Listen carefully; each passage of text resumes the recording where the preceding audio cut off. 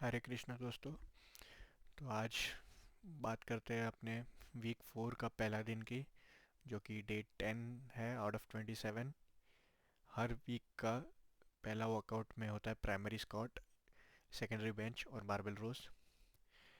Out of every workouts, हर week का जो तीन तीन वर्कआउट्स है उसमें से पहला workout is always the toughest. Last 3 week से ये पैटर्न नोटिस करा है हमने कि primary squat day is the hardest part of the whole routine. I barely made it through today. आज तो भाई हालत ख़राब हो गई थी।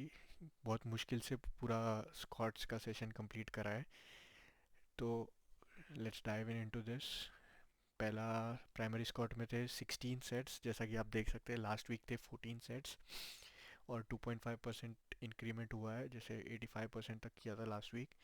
तो आज हमने 87.5% के 3 सेट्स और ऐड करे, जो कि लास्ट वीक 425 के 3 सेट करे थे, आज 435 के 3 सेट करे हैं। और रेप्स और थोड़ा ऊपर नीचे है, रेप्स भी चेंजेस है थोड़ा compare to last week. This was too exhausting. उसके बाद गए बेंच प्रेस।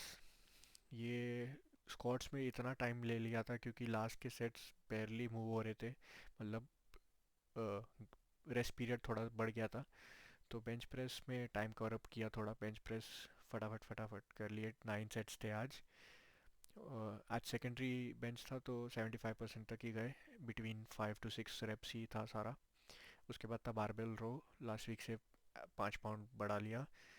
295 into 5, 295 into 5 किया। और एक सेकेंड।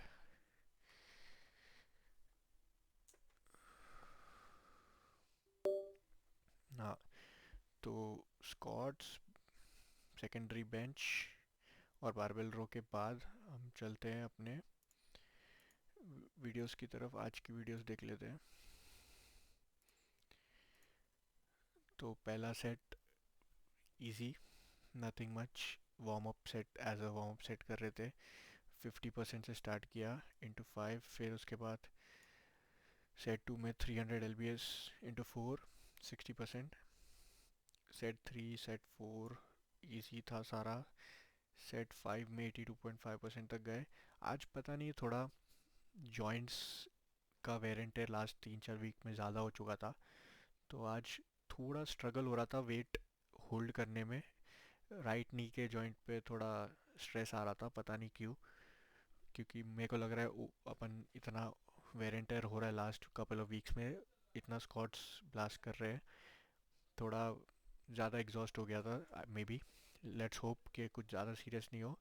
ये थे हमारे आज के टॉप सेट। 435 का जो टॉप सेट था, 197 kg जो है, उसके दो दो रेप के 3 सेट करने थे।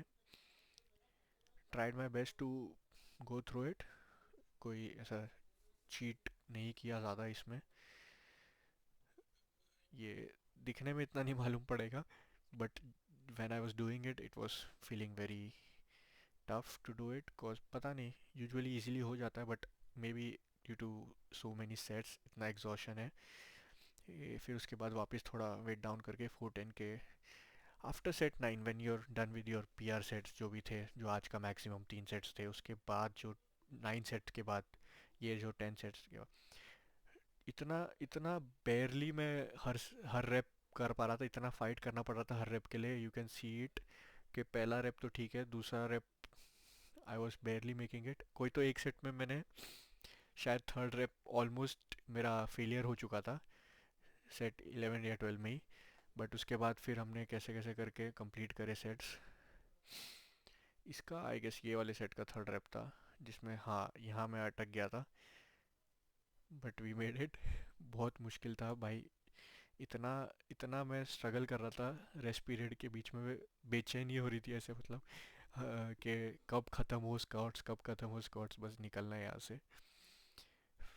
फिर भी 3 4 5 6 सेट बचे थे, ख़त्म ही नहीं हो रहा था। 16 सेट्स हुए, लास्ट के 2 सेट के 6 6 6 रब किए। लास्ट के 15 16 सेट्स में थोड़ा फॉर्म डिविएट होने लगा, क्योंकि पूरा डेप्थ अगर मैं जैसा इनिशियल सेट्स में जाने की ट्राई करता हूँ, एक्स्ट्रा डेप्थ जो कि उतना जाता जाता अगर, तो मैं बैठ ही जाता लिटरली। तो मैंने गया, डेप्थ इतना नहीं, बट हाँ, ये लास्ट के तो 2-3 रेप तो बहुत ही गंदे गए थे। हाँ, ये ठीक था फिर भी। फिर उसके बाद बेंच प्रेस पे गए। Bench press is not a big task, easy रहता है हमेशा। तो फटाफट फटाफट बेंच किया, ज़्यादा ब्रेक नहीं लिया सेट्स के बीच में, क्योंकि स्क्वाट्स में बहुत टाइम चला गया था। ऑलमोस्ट ओवर 1.5 आवर चला गया था मेरा वो कंप्लीट करने में। तो लास्ट का बेंच तो मैंने 15-20 मिनट्स में शायद ख़त्म कर दिया था। 20 मिनट्स में आई गेस, हाँ। 9 सेट्स थे, with in 2 minutes every set कर रहा था। आज का टॉप सेट नहीं है, 3 और 4 230 LBS था। इसके बाद हाँ 240 का टॉप सेट था। लास्ट वीक 230 तक गए थे हम, ये वीक 240 के 2 सेट्स ऐड हुए। रेपिटेशन भी थोड़ा चेंजेस थे, 5 5 5 5 5 और लास्ट के इसके 6 6 6 किए। लास्ट वीक शायद 5 थे इसके, मे बी। फिर उसके बाद बारबेल रो, ये भी इसमें भी मैंने वेट ऐड करा थोड़ा। लास्ट वीक 290 किया था, उसके लास्ट वीक भी शायद 290 किया था। तो आज मेरे में वैसे ही हिम्मत नहीं थी कि 5 और 2.5 और छोटे छोटे प्लेट्स ऐड करूँ, तो मैंने सोचा कि डायरेक्ट 35 का ही प्लेट डाल देते हैं, इतना मेहनत नहीं हो रही। तो सेट्स ख़त्म किए फटाफट, ये 3 सेट। फिर उसके बाद थोड़ी सी पोजिंग करी। आज थोड़ा ऐसे ही ऑलरेडी बहुत टायर्ड हो गए थे, तो इतना वो डेली रूटीन वाला नहीं किया, ऐसे ही कुछ भी थोड़ा बहुत प्रैक्टिस कर रहा था। इस पे काफ़ी काम करना बाकी है थोड़ा अभी, but looking sharp as always. Physique तो ठीक लग रहा है, बट हमारा गोल वैसे भी फिजिक पे इतना रहता नहीं है। हमारा गोल मेनली स्ट्रेंथ और मेंटल टफनेस पे रहता है, कि मेंटल कैसे इंक्रीज होना है। मतलब हमेशा, जैसे आज भी अगर फिजिकली देखने जाते तो मैं कब का गिव अप कर देता स्क्वाट पे, but mentally I was trying to push through the pain and all the struggles. तो बहुत लोग बोलते हैं कि जस्ट फॉर मिरर में अच्छा दिखने के लिए यू डू दिस और ये वो, ऐसा कुछ नहीं है। We always do this for strength and mental.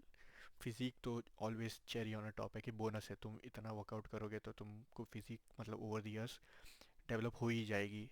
It's always bonus. सो इतना लोग रिजल्ट रिजल्ट रिजल्ट के पीछे नहीं भागने का, मेहनत पे ध्यान दो। अपने आप रिजल्ट झक मार के पीछे आता है। मेहनत मेहनत मेहनत, क्या मिस्टेक्स हो रही है वो चेंज करना है, क्या मेहनत में कहाँ कमी हो रही है वो सब देखो। अपने आप रिजल्ट आ ही जाता है। थोड़ा टाइम लगता है, कभी कभी जल्दी आता है, कभी वो तुम्हारे हाथ में नहीं है। बट मेहनत तुम्हारे हाथ में है, कि तुम कैसे इनपुट दे रहे हो अपना खुद का। तो यही एडवाइस दूंगा कि थोड़ा अपने मेहनत और कहाँ कमी छूट रही है, कहाँ मिस्टेक्स हो रही है, वो सब पे ध्यान दो। रिजल्ट्स अपने आप आता है, थोड़ा टाइम लगता है, कभी कभी आ जाता है बिना टाइम के भी।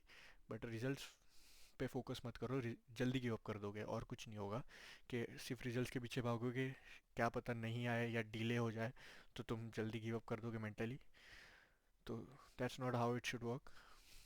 बस आज के लिए इतना ही। हरे कृष्णा, मिलते हैं अगले वीडियो में।